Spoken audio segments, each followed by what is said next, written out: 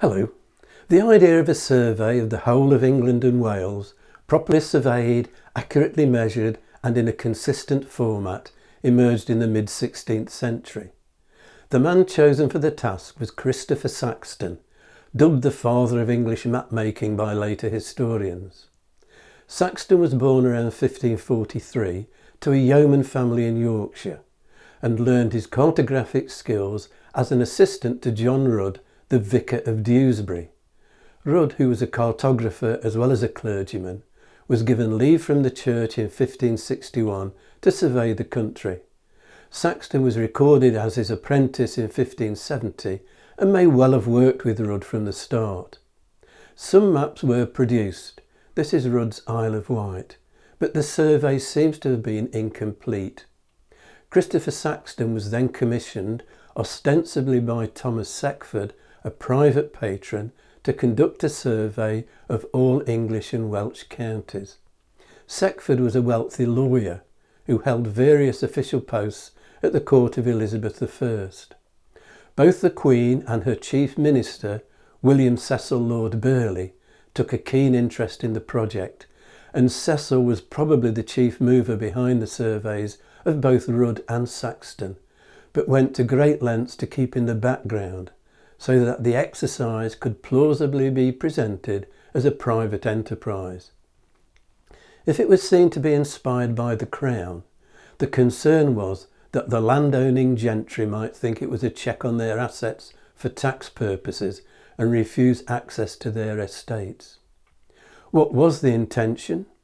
Primarily, I think William Cecil recognised the potential political and military use of accurate maps, faced with the threat of Catholic rebels and invasion by Spain, although clearly any evidence about individual assets might well prove a useful bonus.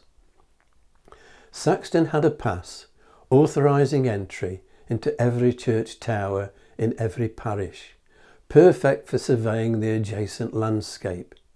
His use of local place names suggests he interviewed residents. Once a county survey was complete, details were sent to a team of Dutch and Flemish engravers, and as soon as each map was finished, a copy was sent to William Cecil. His handwritten annotations on the maps are evidence that he was soon making use of them. Norfolk was the first county map produced in 1574. All the then remaining 52 counties were completed by 1578. Even with earlier work by Rudd to draw on, an impressive achievement, given the work and the distances involved in an age when travel was restricted to the pace of a horse. Individual maps are around 18 inches by 15 inches. The scale varies from map to map. Some combine 2 or 3 counties. This is Oxfordshire, Buckinghamshire and Berkshire, completed in 1576. Others, this is Staffordia from 1577, are shown singly. Yorkshire, Saxton's home county, is divided into the 3 ridings. As well as practical, the maps are decorative, with the title of each map in a cartouche top left, the scale and authorship bottom left, Thomas Seckford's coat of arms bottom right, and the royal coat of arms top right. North is indicated by Septentrio, a reference to the 7 stars of the Plough constellation that appear to revolve around the pole star. Meridian for south, the direction of the midday sun. Occidents for west, where the sun sets, and Orients for east, where the sun rises. Saxton's notes do not survive, but the topographical accuracy of his survey is evidence for his use of trigonometric techniques. The main settlements are shown, along with an impression of the landscape, of hills and woodland, for example. Woodland was militarily important as a source of timber for the navy and wood pasture for horses. There's no key to the symbols employed, but it's fairly obvious the more buildings in a cluster, the larger the town. With an eye to potential customers, the parks and estates of important country gentry are included. Staffordshire is the only county on which an inn is shown, the Bell near Clent, in what from soon after the Norman conquest until its transfer back to Worcestershire in 1832 was a detached parish of Staffordshire. Interesting to note what details are omitted. Although river crossings are shown, there are no roads marked.